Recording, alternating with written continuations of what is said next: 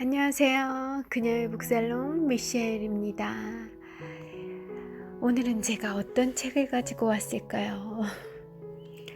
네, 일단 표본실의 청개구리, 염상섭 작가님의 표본실의 청개구리라는 소설을 앞에 두고 있습니다. 어쩌다 보니 이 소설이 눈에 들어왔어요. 펼쳐놓고도 대략 난감합니다만 한 문단을 먼저 읽어보겠습니다. 그 위대한 건물이 홍염의 광란 속에서 구름탄 선인같이 찬란히 떠오를 때 그의 환희는 어떠하였을까? 그의 입에서는 반드시 할렐루야가 흘러나왔을 것이요.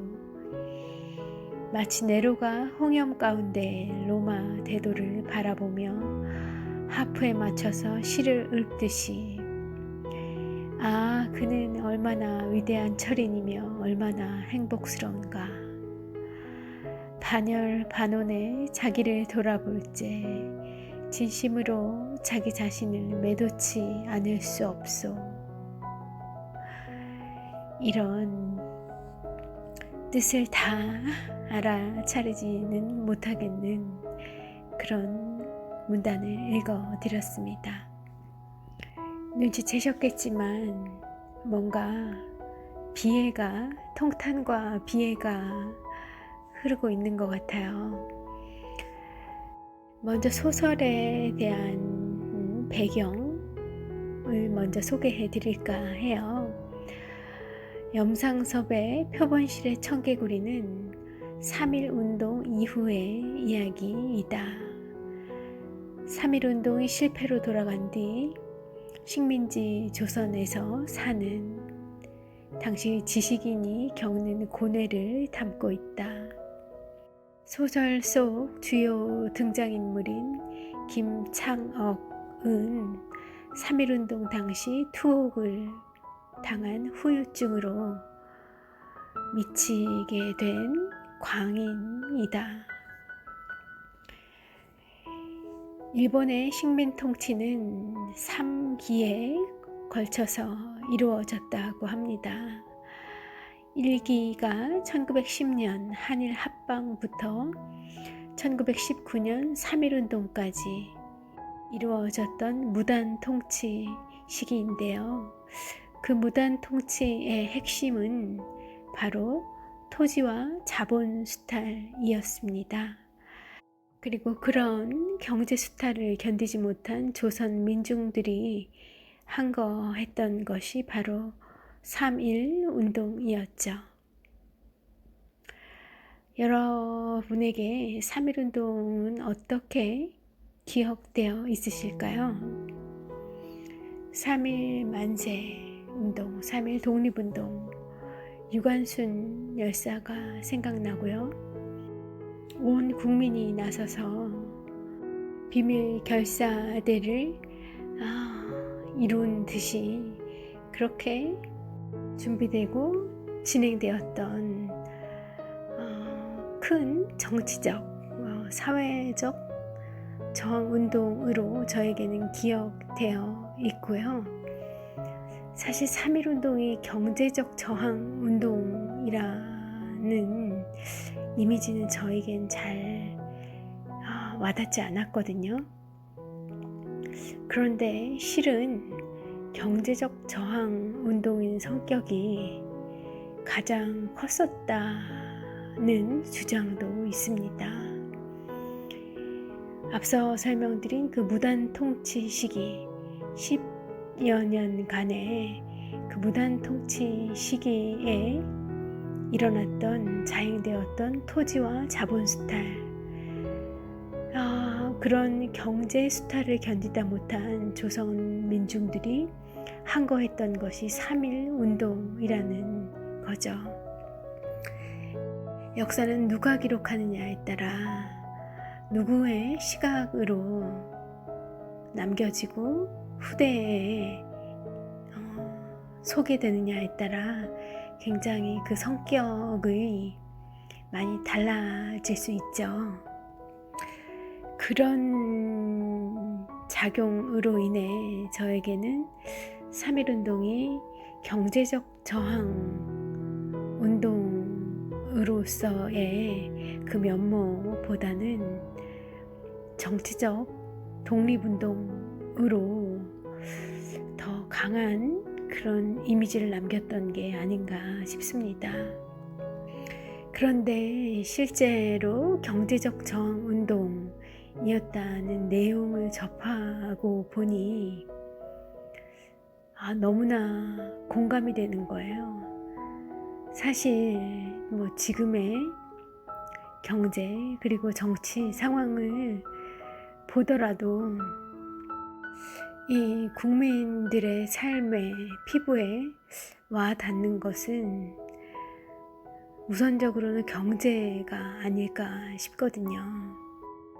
어떻게 공감이 되실까요? 여러분에게 3.1운동은 경제적 저항운동입니까? 아니면 정치적 독립운동입니까? 그런 질문을 좀 남겨드리고 넘어가 보죠. 일제 경제 침탈은 토지 조사 사업으로부터 시작됐습니다. 1912년부터 1918년까지 이루어진 토지 조사령은 토지 소유자가 토지 조사국장에게 신고하지 않으면 그 토지를 총독부가 강탈해가는 제도였어요. 명목은 토지 조사 사업이지만 사실상 토지 수탈 정책이었던 겁니다. 서류는 복잡했고 신고 기간은 매우 짧았죠. 일제 반감을 품고 신고를 거부한 일부 지주들도 땅을 빼앗긴 건 물론이겠고요. 문중의 땅도 명확한 주인이 없다며 강탈해 갔습니다. 조선 총독부는 이렇게 확보한 토지를 동양 척식 주식회사 등의 헐값으로 팔아 넘겨요. 전체 경작지의 12%가량이 조선 총독부로 넘어갔습니다. 이렇게 토지 조사를 하는 방법, 수법은요, 일제 시대에만 벌어진 게 아니라 어떤 우리의 역사 또 이제 중국의 역사들을 살펴보면 정치적 그런 반역이 일어나고 그로 인해 지배 계층, 지배 세력이 바뀌게 되면 새로운 신진 세력에서 최초로 수행하는 일들이 그런 토지를 정비하고 국고로 환수하고 하는 그런 작업이었다고 해요. 왜냐하면 이렇게 뭔가 반란을 일으킨 세력들은 중앙이 아니라 주변부에 있던 그런 세력들이기 때문에 중앙의 세력들에 비해서 당연히 부가 없고요. 매우 가난하다는 거죠. 그런데 그런 변혁을, 개혁을 성공시키려고 하면 굉장히 많은 돈이 필요하고 그 돈을 조달할 방법으로 그런 이제 토지나 이런 것들을 재정비함으로 인해서 국고로 환수할 수 있는 것들은 환수하고 그럼으로써 개혁에 제정이 될 만한 곳간도 튼튼히 하고 또 기존에 너무 많은 세력을 가지고 있던 기존 세력들을 그런 재산, 토지 이런 것들을 환수시킴으로써 그들의 세력을 약화시키고 하는 두 가지 목적을 다 달성했었다는 거죠. 그런 것들이 의례적으로 일어났었다고 합니다. 일제도 역시나 우리에게 그런 토지 수탈 정책을 펼쳤던 거고요. 그것이 시작이었던 겁니다. 토지조사령과 함께 중요한 경제정책이 회사령이었어요. 일본은 1910년 회사령을 제정해서 조선에서 설립하는 회사는 모두 조선 총독의 허가를 받도록 했습니다. 허가 조건을 위반했거나 불충족했거나 선량한 풍속에 반할 경우 조선 총독은 사업 정지를 내릴 수가 있었고요. 지점 폐쇄, 회사의 해산 명령을 내릴 수 있는 아주 강력한 권한을 가지고 있었죠. 조선인이 주도로 한 민족 자본이 성장할 수 없도록 그것을 막기 위한 조치였던 겁니다. 1910년대 일본은 식민지 조선을 원료를 조달하거나 일본 상품을 파는 기지로 생각했었죠. 굳이 많은 회사가 필요하지 않았던 겁니다. 회사령에 그쳤느냐? 그것도 아니고요. 이어서 1911년에는 산림령을 내리고 1918년에는 임야조사령을 내렸습니다. 물론 산림을 약탈하기 위한 조치였죠. 전체 임야의 58%가 조선 총독부의 소유가 됐습니다. 1915년에는 광업령이 제정됐고요. 어업령도 있었어요. 광산과 어장을 먼저 신고한 사람에게 허가해 주는 제도였는데요.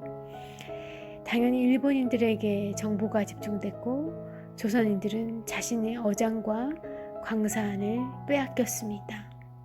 신고해야 한다는 사실 자체를 몰랐던 거죠. 그렇게 경제성 있는 광산과 어장은 대부분 일본인 자본가 소유가 됐습니다. 1919년 3.1운동으로 조선인들의 광범위한 저항을 겪게 된 일본은 1920년부터 무단 통치가 아니라 문화 통치로 방향을 바꾸었죠. 조선의 문화와 전통을 인정하겠다는 것이었지만 실제로는 조선인들을 둘로 나누며 더욱 교묘해진 수탈이 시작되었던 겁니다. 대표적인 것이 회사령 폐지였어요. 조선에 보다 많은 회사들이 설립할 수 있는 길을 명목상으로는 열어 주었지만 실제로는 제1차 세계대전 이후 불황이 계속되자 조선의 값싼 노동력을 활용하기 위해 생산기지 일부를 조선에 옮겨온 것에 불과했습니다. 조선의 독립은 멀어만 보였고 점점 교묘해지는 일본의 수탈에 당시 지식인들은 무력할 수밖에 없었고요. 그것이 염상섭의 소설 표본실의 청개구리가 나온 1921년의 조선의 상황이었던 겁니다.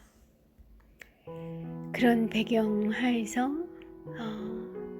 서두에 낭독해드린 그 부분, 그 위대한 건물이 홍염의 광란 속에서 구름탄 선인같이 찬찬히 떠오를 때 그의 환희는 어떠하였을까? 그의 입에서는 반드시 할렐루야가 흘러나왔을 것이요. 이런 문단이 나오는 염상섭의 소설이 탄생한 겁니다. 소설 속에 주인공 나는 생활고에 지쳐 있어요. 동네 산보만으로 식은땀을 흘릴 정도로 몸이 약해 있는데 신경은 예민해서 잠자리에 누워도 잠이 들지 않습니다. 잠을 이룰 수 없습니다. 8년 전 중학교 2학년 때의 개구리 해부 장면이 떠올라요. 해부된 개구리가 사지에 핀을 받고 칠성판 위에 놓여 있습니다. 개구리의 오장을 다 빼낸 뒤 뾰족한 바늘로 여기저기를 콕콕 찌르니 사지에 못 박힌 개구리가 벌떡벌떡 움직여요. 새파란 메스와 바늘 끝의 전율이 머리카락을 쭈뼛쭈뼛하게 할 정도로 나의 신경을 건드립니다. 그렇게 어디론가 떠나고 싶던 차에 친구 H가 제안을 해요. 평양으로 바람 쐬러 가자고요. 내친 김에 친구 Y군이 있는 남포로 갑니다. Y군은 A와 함께 있어요. 이들 Y군과 A와 함께 위스키를 나누다 대화가 3원 50전에 3층 집을 지었다는 대건축가 이야기로 옮겨갑니다. 취기가 오른 나는 말해요. 우리 3층 집 한번 구경 가볼까? 그래, 그들은 구경을 갑니다. 그들이 몰려가서 만난 사람은 김창옥이었어요. 3.1 운동 투옥을 당한 이후로 그 후유증으로 미치게 된 광인 김창옥을 만나게 된 겁니다. 아직은 미치기 전에 김창옥이죠. 표본실의 청개구리는 소설가 염상섭의 첫 작품이에요. 1921년 8월부터 10월까지 개벽에 연재되었던 소설입니다. 3.1 운동이 실패로 돌아간 지 2년 뒤 쓴 작품이고요. 그런 만큼 당시에 그 암울하고 어두웠던 시대상이 고스란히 반영되어 있어요. 일제강점기 젊은 지식인들이 겪은 비애와 우울, 좌절, 분노, 낙심, 비탄, 피로이 주인공 나와 그리고 등장인물 김창옥으로 표현되고 있습니다. 김창옥은 사범학교 재학 때에 가세가 기울어서 학업을 그만두고요. 아버지가 죽고 머지않아 어머니도 죽고 그리고 5년 전에는 누이마저 잃은 터라 심한 우울증에 빠지게 됩니다. 소학교 선생이 되고 그리고 딸아이를 얻었지만 곧 아내를 잃게 돼요. 그리고는 술과 방랑에 빠져 지내다가 재혼을 합니다. 그래, 비로소 유쾌한 삶을 살게 되나 싶었는데 불의의 사건에 빠져 4개월간 옥살이를 하게 되죠. 그 불의의 사건이 바로 3.1 운동이었던 거예요. 4개월간의 옥살이는 그의 잔약한 신경을 바늘끝처럼 예민하게 만듭니다. 그리고 재혼한 아내는 집을 나가죠. 그 충격을 이기지 못한 김창옥은 무너져 버립니다. 미쳐버려요. 정신이 오락가락하던 김창옥은 어느 날 하늘로부터 동서친목회를 조직하라는 명을 받습니다. 세계가 일대 가정을 이룰 시기가 됐으니 이를 구현할 조직을 만들라 하는 계시를 받은 거였어요. 그래, 김창옥이 어떻게 했을까요? 그는 유곽거리 뒤편에 원두막 같은 3층 집을 짓습니다. 이 집을 짓기 위해 쓴 돈이 목재값 3원 50전이에요. 김창옥은 3층 양옥집을 3원 50전에 짓게 된 것을 하나님의 은택이라고 말합니다. 그랬던 김창옥이었어요. 그런데 주인공 나는 평양에서 돌아온 2개월 뒤에 같이 갔던 Y군으로부터 편지를 받게 됩니다. 김창옥이 그 3층 집을 불태우고는 종적을 감추었다는 내용이었어요. 알고 보니 김창옥은 아내가 있다는 평양에 갔죠. 그리고 보통깡 강이라는 강가에서 거린으로 지내고 있었습니다. 하지만 누구도 그를 알아보지 못했다는 것으로 소설은 끝을 맺고 있어요. 이 소설 표본실의 청개구리, 앞서 읽어드렸죠. 그 표본실의 청개구리의 모습을요. 그 모습이 식민지 시대를 살아가는 당시 우리 국민들의 모습이었던가 봐요.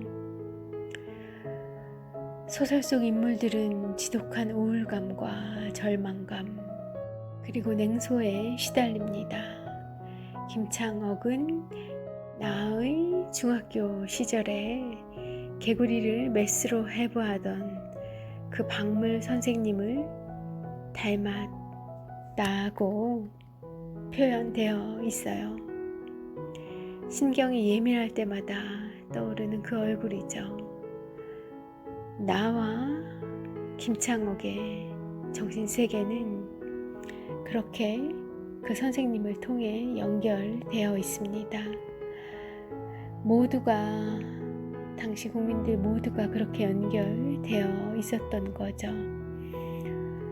지독한 우울감과 절망감, 냉소, 이런 것들로 연결되어 있었던 건가 봅니다.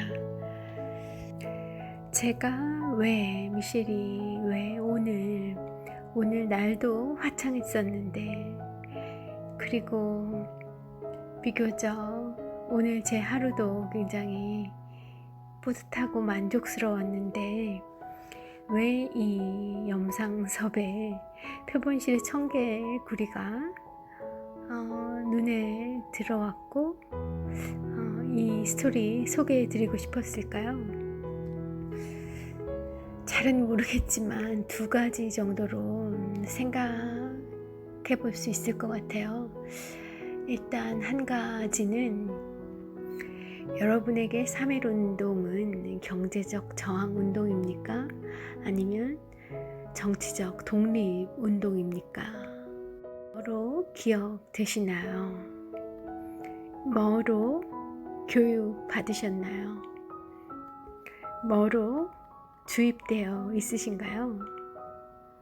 그런 질문을 던지고 싶었던 게 아닌가 싶어요.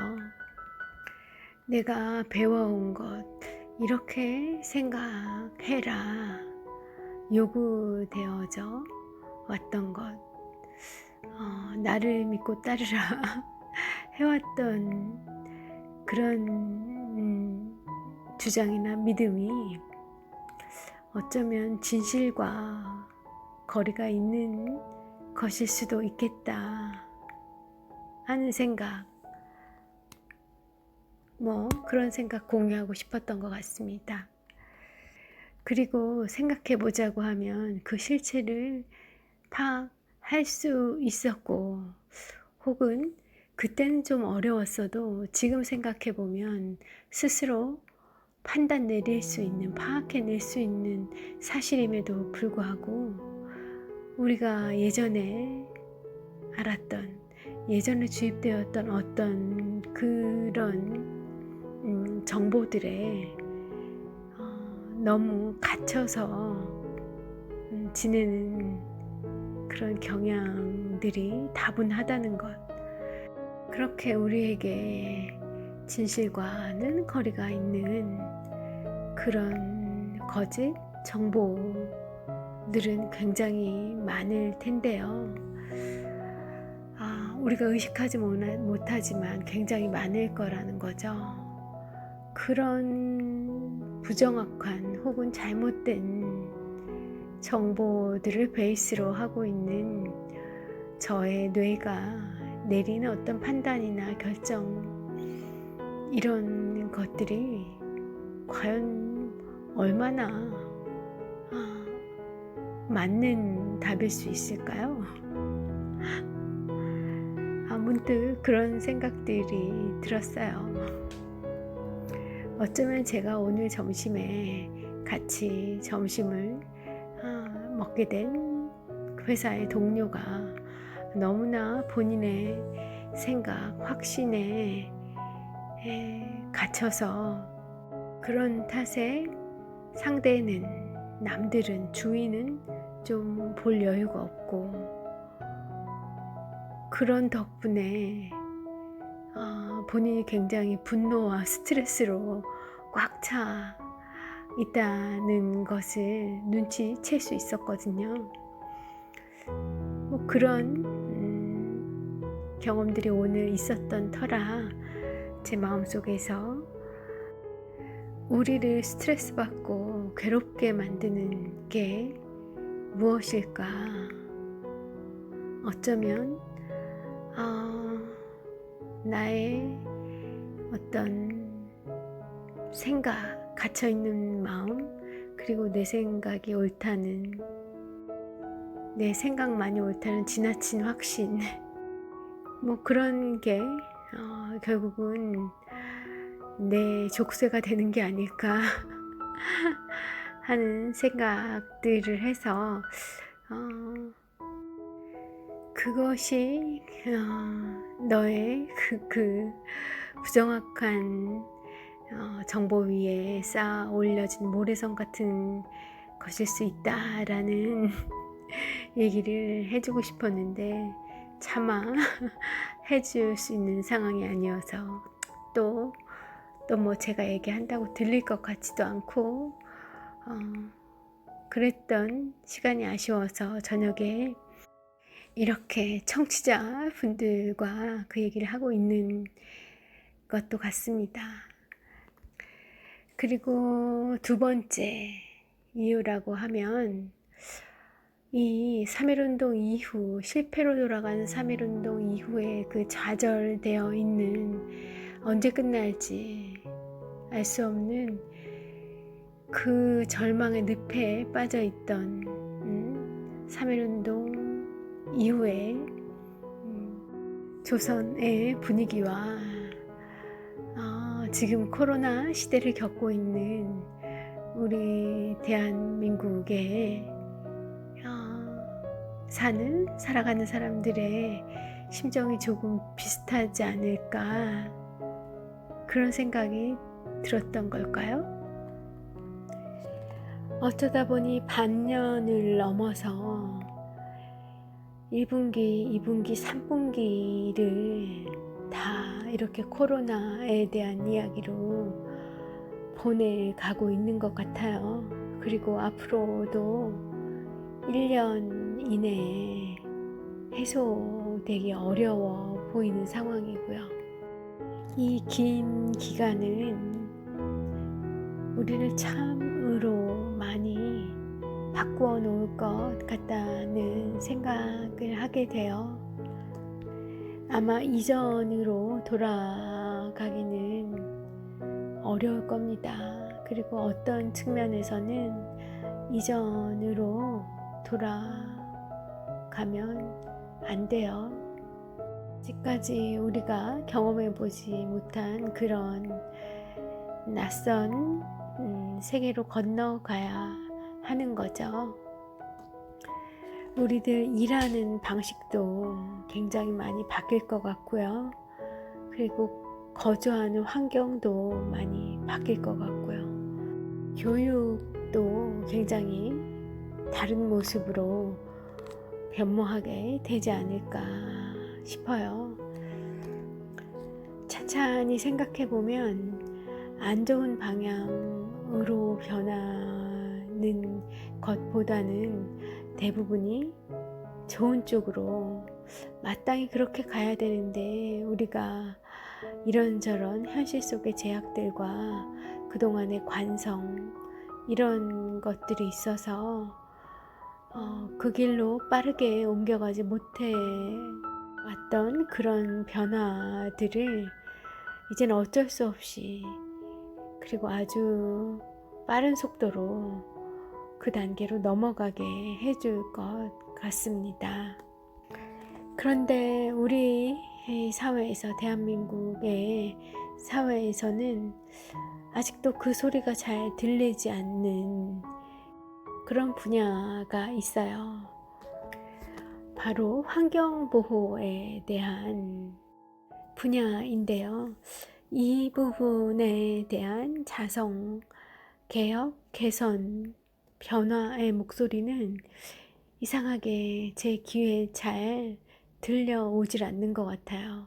제가 그쪽으로 온갖 이 촉수를 다 세워두고 매스컴들을 살펴보고 있는데 당장의 그 코로나에 대한 대처, 경제 문제, 그것들에 가려서인지는 몰라도 너무나 그 목소리가 들리지가 않는 것 같아요. 그 점이 안타깝습니다.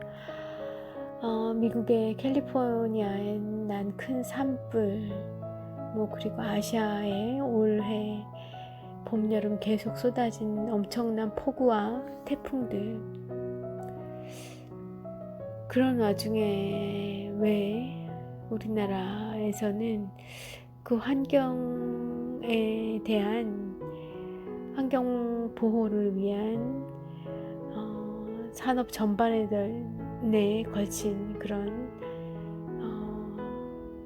앞으로의 모델, 어떻게 가야 되는가, 그 방향에 대한, 그리고 우리 노력들에 대한 그런 담론들이 무성하게 쏟아져 나와야 하는데 너무 조용한 것 같아서 미셸은 조금 걱정이 되고 있습니다.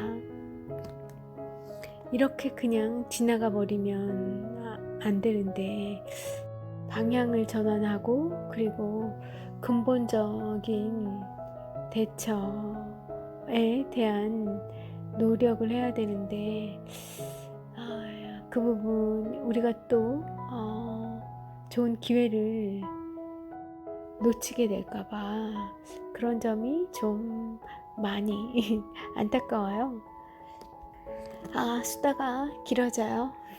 디테일하지 않아 아주 추상적인 수다가 길어지면 재미없죠.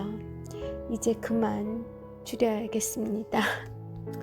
오늘 출근하는데 바람이 차더라고요. 퇴근할 때도 마찬가지고요. 너무 덥고 짜증나게 여겨지던 그 마스크가 이제 좀 따스하게 느껴지는 계절이 온 것 같습니다. 이런 계절에, 이런 주간에 우리가 이 코로나 시대를 겪어가면서 어떤